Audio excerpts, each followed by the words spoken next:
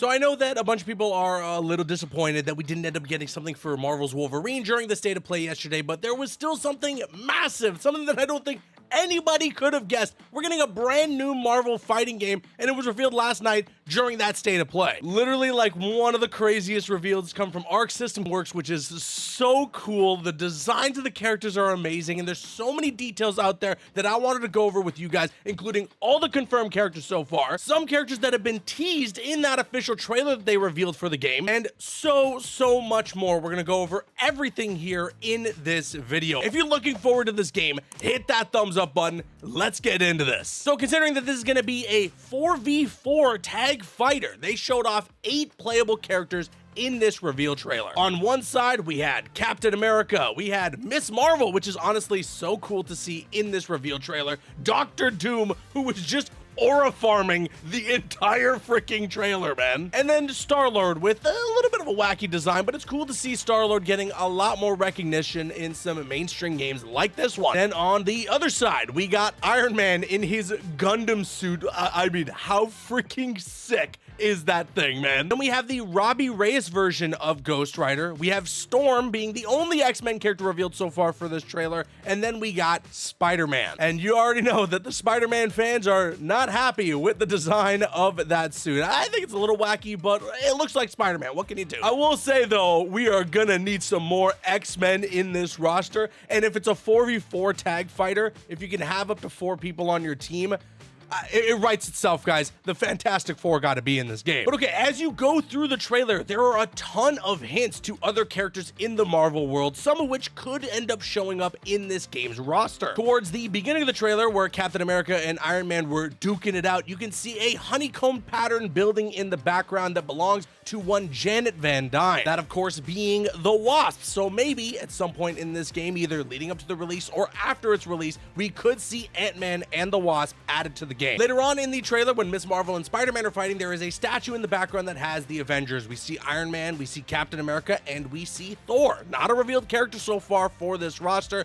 but a character I think has a very likely chance of showing up. We don't know how big the roster for this game is going to be, but I think you can bet a lot of money that they're gonna have all the main Avengers in the game. Now, this is a cool one. Later in the trailer, we see Ghost Rider going up against Star-Lord. In the background, you see a truck that belongs to the Department of Damage Control. Just above that truck, you can see Nelson and Murdoch's building. And actually, in the window, we can see our boy Matt Murdock, Daredevil. This same stage off to the right also features Fogwell's gym. I think that really heightens the chances of Daredevil being in this game, which is awesome. In the background of that Iron Man and Captain America fight, there's a lot of Easter eggs, actually. I mean, you can see the Baxter building, you see the four for the Fantastic Four, so, I mean, you know, get him in the game. I mean, we got Doom in the game, so the Fantastic Four just makes sense. The Daily Bugle is also there in the background, Avengers Tower, so many cool little Easter eggs. But as it turns out, the part of the stage that has Nelson and Murdoch and Fogwell's gym, as well as the part of the stage that has Hope Van Dyne building, and the part of the stage that has the Avenger statue,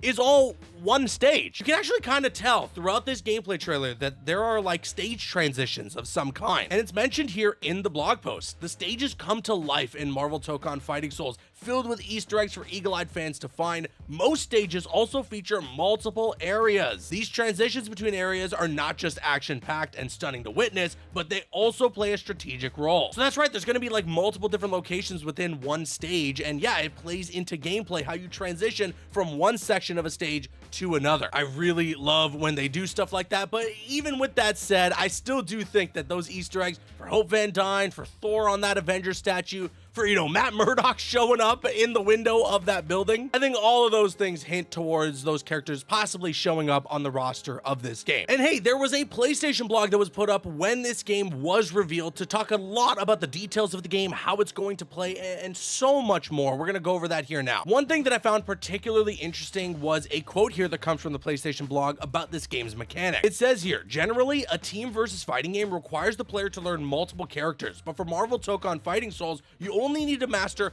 one character in order to play the game. We have designed the mechanics in such a way that you can perform a variety of actions with either traditional fighting game inputs or simple inputs. With the press of a few buttons, multiple characters can appear on screen to provide backup or attack together, creating a new and exciting team versus battle experience. That's honestly really exciting to hear for someone like myself specifically. I am more of like the NetherRealm side of things when it comes to fighting games. I'm a filthy casual for sure on this side of the fence, so I am glad that there's going to be some more simplistic controls and something that can make it a little easier for someone like myself to master the controls of this type of game. I'm intrigued to hear though that they're saying you only need to master one character. To me, that screams that they're going to be a shared health bar amongst your team of 4. You know, traditionally in team fighters like a Marvel vs. Capcom or even like something like Dragon Ball FighterZ, they normally have it so that each character you pick as part of your team has their own health bar. But in this game, if you only need to master one of the 4 characters that you have in this team fighter, well, maybe it's going to mean that you have a shared health bar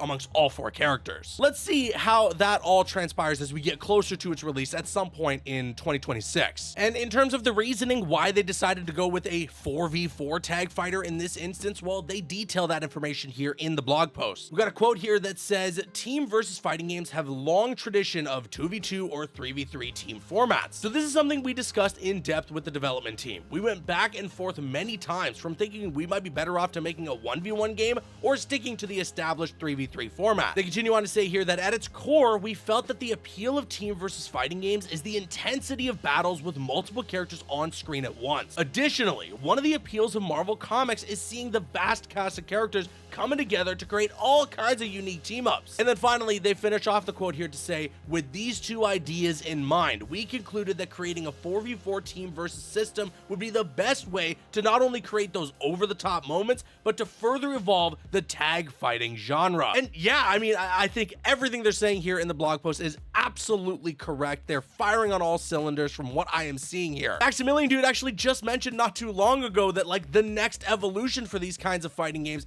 is to do 4v4. And so it's going to be really interesting that this is going to be the game that finally breaks out and tries that. We're going to have to see how they're able to pull that off. But I mean, from what we're seeing in the trailer, it looks like they're pulling it off. Even when you have like all 8 characters on screen at once, like what they were showing towards the end of the trailer, it looks awesome. I mean, it's a little chaotic, but that's kind of what you want, right? We all kind of strive for those moments where you've got a crazy epic super move with all 4 characters working together, or even if you have a super move you're about to throw out and then your opponent ends up doing a combo super move to try and counter you. There's going to be some wild moments in this game, I can imagine. And just from its art style and the way these stages look, the way the gameplay looks so smooth, this is going to be one of the best fighting games out there, honestly, at least just from what we're seeing in front of us. I don't want to get my hopes up too high, but I mean, people have a lot of faith in Arc System Works. Every single person that I know in the FGC is insanely hyped for this game. It's a bummer that maybe this game means we're not going to get another Marvel vs. Capcom, but hey, I think this is a pretty solid substitute if we don't get another Marvel vs. Capcom. And I will say, I think that the chances of another MVC, it's still going to happen at some point down the line. It just might be a little further in the future than we initially had thought. There is a ton of more information in the PlayStation blog post. I'm going to leave it linked in the description box below, but I think that's all I wanted to go over here in today's video, confirming all the characters that we got so far for this game, as well as some new details about why it's a 4v4 tag fighter, how it's going to work in terms of gameplay, and as well some little Easter eggs in there from the stages that they showed off. But with that being said, let me now kick it to you guys. Were there any Easter eggs that I might have missed? What other characters do you want to show up in this game? Sound off with your thoughts in the comments section below. I am so excited for this. I can't wait to cover it. And with that being said, I've been Caboose. I'll see you guys later.